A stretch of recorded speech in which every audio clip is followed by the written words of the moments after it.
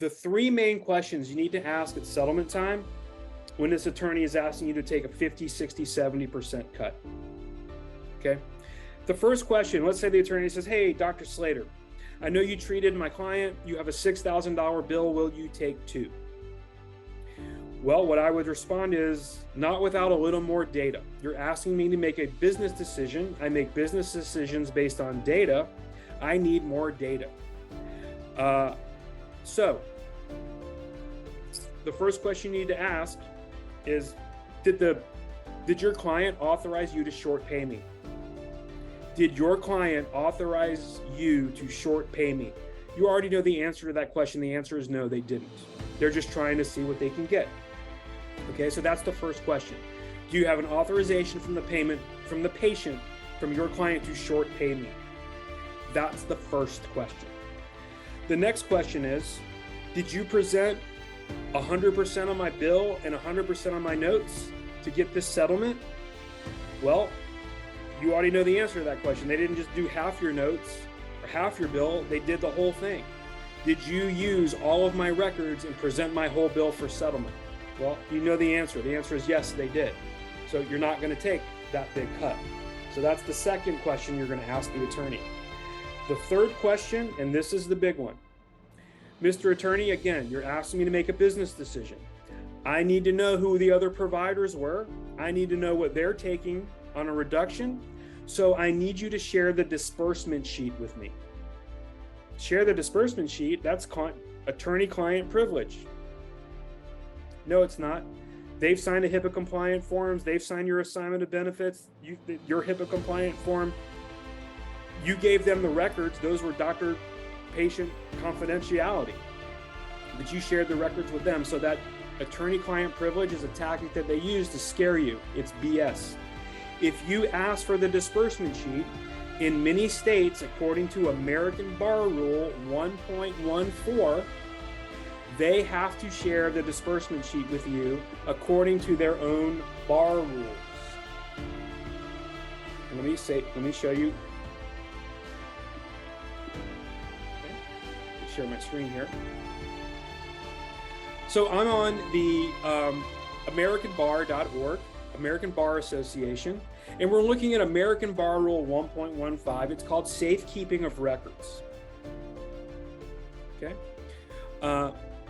I'm going to go down here and read D. Now, this is American Bar Rule. It says a lawyer shall hold the property of clients or third persons in a lawyer's possession in an IOLTA account, blah, blah, blah. Now, I want you to listen to this one. Upon receiving funds or other property in which a client or third person, you're the third person, that has an interest, the interest is your bill, a lawyer shall promptly notify the client or third person, that's you again, except as stated in this rule or otherwise permitted by law or by agreement with the client, a lawyer shall promptly deliver to the client or third person any funds or other property that the client or third person is entitled to receive, and upon request by the client or third person, shall promptly render a full accounting regarding such property. That's in their bar rules. So I know this is American Bar Association. You're going to have to go to Google, ChatGPT, your artificial intelligence, whatever one you use, and say, what is the bar rule in the state of Florida that is equivalent to American Bar Rule 1.15, safekeeping of property? So that you can know what the specific bar rule says for your specific state that you can use to say, no, Mr. Attorney, because I'm in Georgia.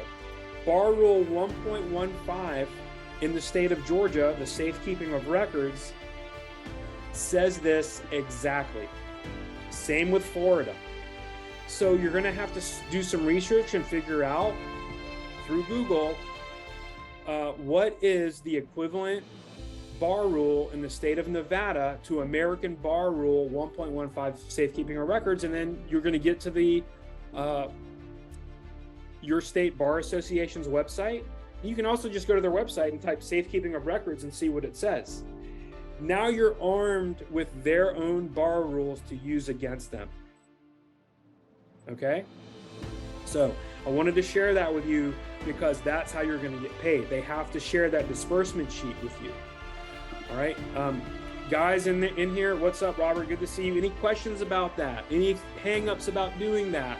Because what I will tell you is it may very well end the relationship. But if an attorney is not sharing the disbursement sheet with you, you don't have a relationship. You need to go find some new attorneys. They should be transparent with you. Okay? Now, I'll go a step further. Once they give that disbursement sheet, you can see who other providers are, and then you'll be able to know if you're being treated fairly. Okay? Now, if they don't want to share that with you, I don't want you to say, if I don't have a check for the full amount by Friday, I'm going to file a bar complaint. A savvy lawyer can get real pissed off and say you're trying to extort them. So don't say you're going to do it, just do it. Just file a bar complaint. You say, well, Mr. Attorney, you're leaving me no other choice. I'm going to have to take further actions that you're probably not going to like. That could be tell your family members that you're mean. Okay. So, and I'll tell you something else. You can also say, because I had an attorney say to one of my clients, well, we want to get the client some for future medicals. Do you have a medical cost projection of what future medicals are going to cost? The answer is no. Have you done a certified life care plan with what future medicals are going to cost? The answer is going to be no. Personal injury is not to take care of future medicals. It's to get them out of their acute phase of care. It's not for wellness care. So giving the patient money for future medicals is not part of what my bill was used for. That bill is to get me paid.